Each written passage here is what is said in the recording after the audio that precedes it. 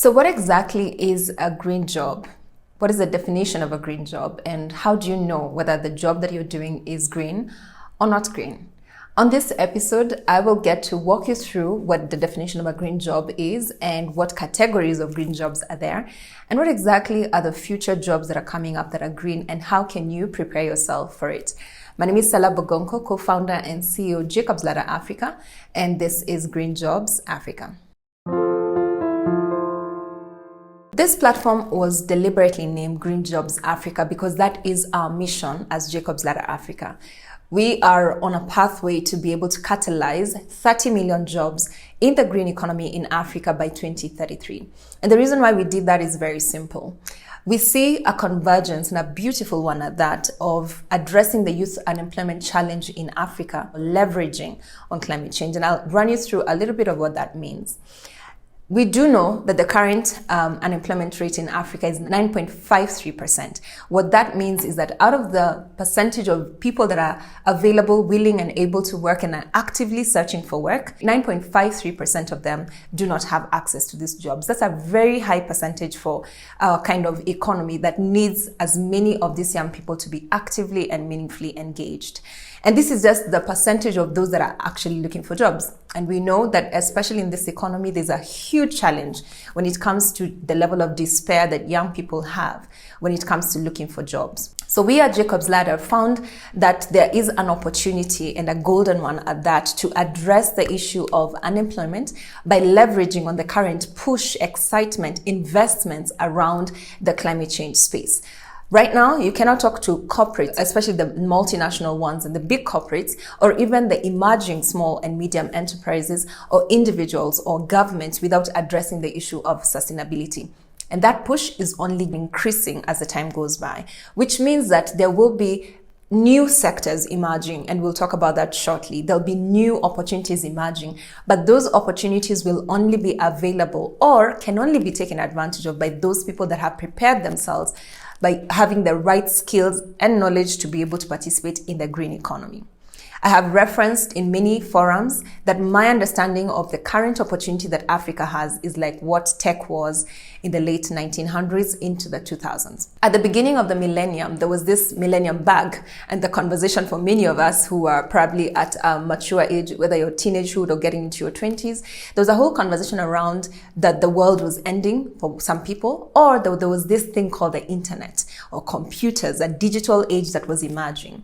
And for one, it was a threat or something that would sort of like be catastrophic in terms of the world. It was an existential threat. But for others, it became an opportunity. And for the many of the young people who are doing amazing things in the digital sector, it's because they were able to see the opportunity and leverage that opportunity when it was presented to them.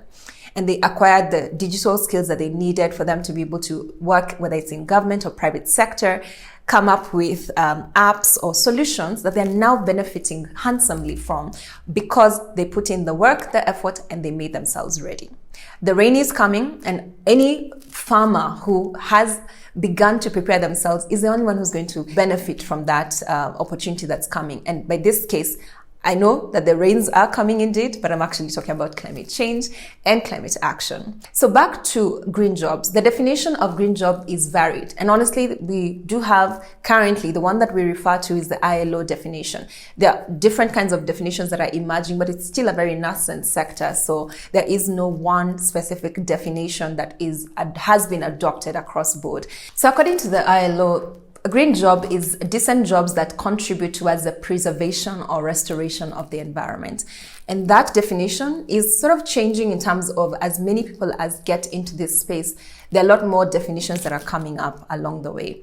But for now, that's what we'll work with. So what exactly are green jobs and what examples are there in green jobs? But before we get to that, green jobs are categorized into four. The first one is the core level, and they're called core green jobs.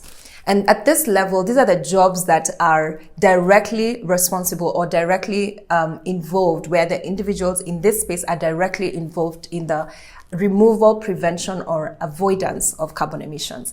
And these are things like direct air capture or actual restoration of the environment, or technologies that are introduced as new technologies, especially something like renewable energy, new ideas that are coming up, or new projects that are actively being implemented to be able to address the issue of carbon emissions. Those are at the core of green jobs. The next one is the enabling level. And the enabling level, these are jobs that are almost like an offshoot of the core level. And in this case, you have some examples like your retrofitting in terms of solar panels and other jobs that enable you, or that are enabled by reason of introduction of, say, installation of a wind plant.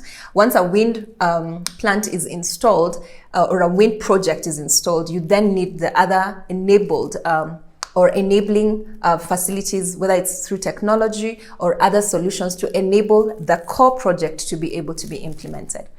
The third level is called enabling. Now, for example, you've had this question, and I'm sure many questions people would ask. So I'm in the finance sector, I'm in the IT sector, and I work in a maybe green conscious environment, or rather green conscious organization, or I work in IT, or I work in support or in admin, but in a very green, say a power plant that is renewable energy driven.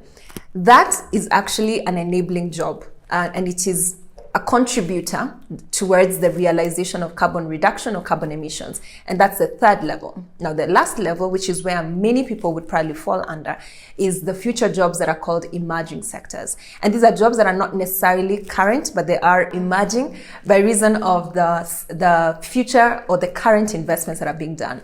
And those could range from fashion, in terms of sustainable fashion, or projects that are being implemented right now, like e-mobility, for example. They may not be full scale right now, but there are emerging sectors that are coming up that people could participate in, but at the moment they're not necessarily that many, and they're still at the testing stage for the most part. So there you have it, the 4 categories of green jobs. And so you probably heard of mitigation and adaptation.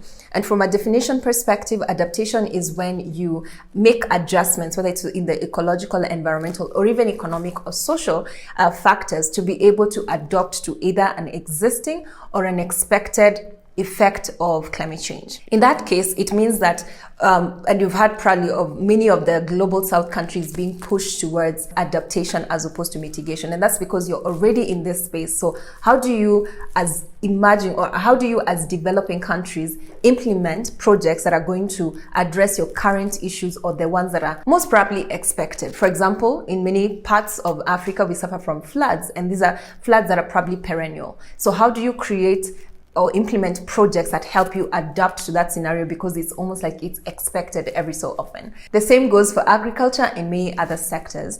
Then on the other hand, you have mitigation. And mitigation, as you know, it's where you mitigate against a risk. There's a high probability of something happening, and therefore you put measures in place to reduce the impact, because you already know it's going to come. So that's adaptation and mitigation. And in both scenarios, there are many jobs in that area. So thank you for joining me. I hope you've learned something, and I hope that you do share your comments, your feedback, your questions in the comment section below, and I'd be happy to answer, respond, or engage and keep this conversation going and help as many young people as possible. My name is Sellah Bogonko, co-founder and CEO Jacobs Ladder Africa, and this is Green Jobs Africa.